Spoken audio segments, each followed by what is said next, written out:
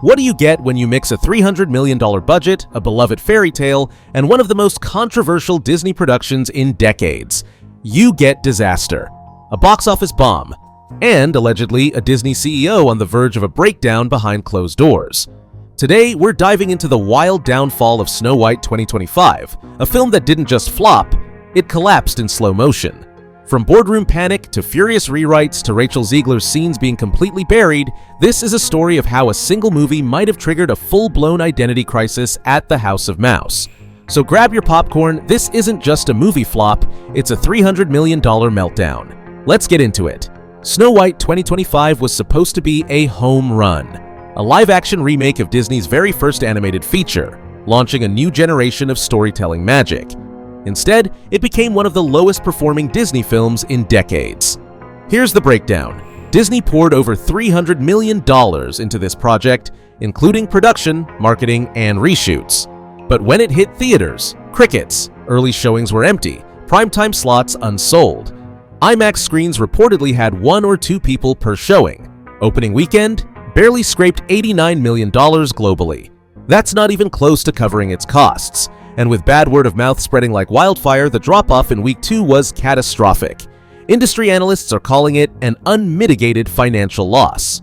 One exec reportedly told a trade outlet, "This was supposed to be a tentpole and it turned into quicksand." Behind the scenes, Bob Iger is furious, and according to insiders, he's scrambling. Iger returned to Disney with one mission: stabilize the company and restore investor confidence after a string of streaming struggles and box office misfires. But Snow White was supposed to be the turnaround moment, a safe bet rooted in classic Disney magic. Instead, it turned into a PR nightmare. Sources say Iger is in full-blown damage control mode, calling emergency meetings, slashing marketing extensions, and ordering a full post-mortem on how this film passed through so many green lights. The worst part? Disney apparently knew it was in trouble before release. Internal test screenings reportedly scored very low, and yet the company chose to push forward anyway, banking on brand loyalty and nostalgia to carry it. It didn't. And now, Iger's legacy is on the line. Insiders even suggest that his rumored 2026 retirement may be accelerated if this crash has deeper financial repercussions. This film wasn't just a failure at the box office, it was a creative mess from the start. Let's talk reshoots. Not 1, not 2, but 3 full rounds of reshoots. Entire subplots were restructured, character arcs rewritten, and scenes redone up to months before release. Sources claim that Rachel Zegler's most powerful monologues were cut entirely. One infamous deleted scene, her character rejecting a male lead's offer to help her off a cliff, instead scaling it alone as a symbol of independence. Another featured her refusing to kiss the dwarves on the forehead, opting for handshakes to assert boundaries. Disney reportedly buried these scenes after test audiences reacted poorly, but Zegler? She was livid. Insiders say she found out after the fact and felt her performance was gutted for the sake of optics. That frustration exploded into tense meetings between her team and Disney higher-ups, and while she's still under contract for future appearances, the relationship seems strained, to say the least. Disney didn't just lose money, it lost trust. From the moment the first trailer dropped, fans were skeptical. The tone was preachy. The visuals were off. Dialogue was awkward. The internet responded with memes, mockery, and backlash. Hashtags like #NotMySnowWhite, Disney Disaster, and Woke White trended on TikTok, YouTube, and X, formerly Twitter. Even longtime Disney loyalists were turned off by what they called a film trying to make a statement instead of tell a story. One viral tweet put it simply, "Disney remade Snow White and forgot the fairy tale." The movie was so polarizing, merchandise sales tanked.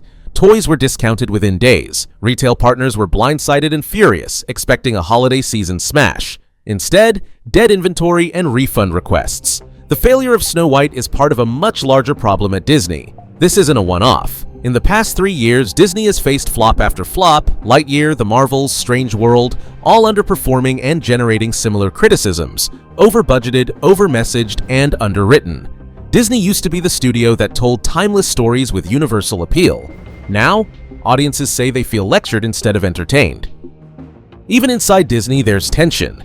Animators and writers have quietly voiced frustration that every creative decision is now run through a gauntlet of branding teams, sensitivity panels, and global alignment committees. The heart of storytelling is getting buried under bureaucracy. Snow White 2025 didn't just rock Disney, it sent shockwaves through the entire industry. In Hollywood, one major studio faceplant can shift how films are greenlit across town, and that's exactly what's happening here. Other studios are now reassessing their remake strategies, nervous that they might be the next to suffer a $300 million catastrophe. Take this in. Sources from within Paramount and Warner Brothers say that projects once labeled surefire IP revivals are now being quietly paused or sent back to development. Internally, execs are being told to hold off on legacy reboots unless the story is rock solid.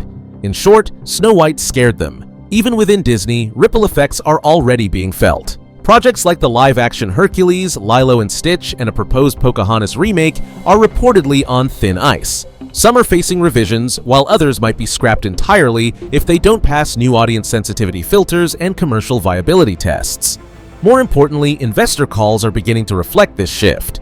Entertainment stock analysts are now publicly questioning the value of Disney's IP-driven model.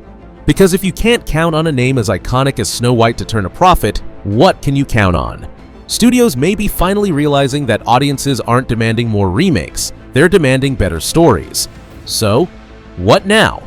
Disney is standing at a creative crossroads, and the next moves they make could define the next decade of their brand. According to insiders, several urgent strategy meetings have already taken place at Burbank HQ. On the table, 3 major pivots, scaling back on remakes. Executives are reportedly considering a pause on legacy reboots after 2025.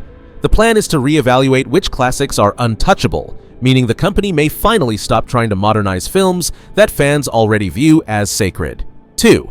Return to original storytelling. Pixar, once a creative powerhouse, is being pushed to refocus on new IP, the kind of emotionally resonant, high-concept work that made films like Inside Out and Up modern classics.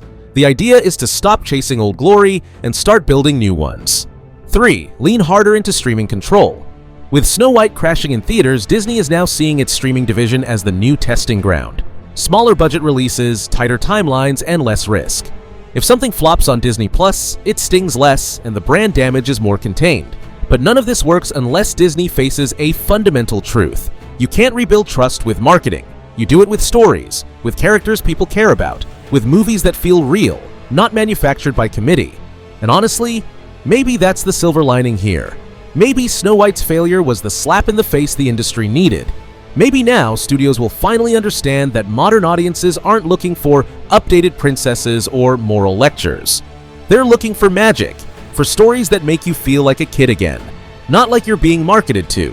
Disney has the talent, they have the resources, they even have the history. But what they need now is humility and heart. Anyway, this concludes today's video. Be sure to subscribe to LoafTube for future celebrity videos and turn on that post notification bell so you don't miss out on any future uploads. Until then, see you in the next one.